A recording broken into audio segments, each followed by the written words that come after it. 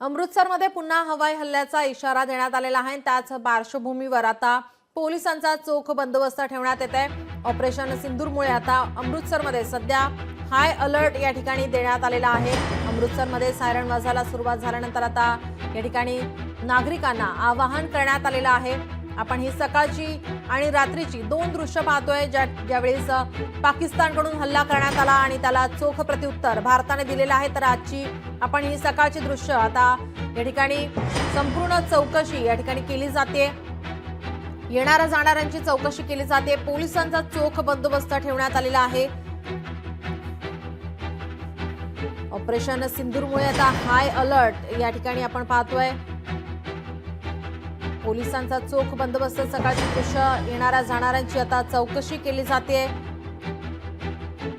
अनेक शहरांमध्ये mock drill blackout करण्यात आलं होतं। अमृतसरमध्ये पाकिस्तानी मिसाईलचा तुकडा सुद्धा आढळल्याची लोकशाही मराठी ऐका, पहा, जागरूक रहा।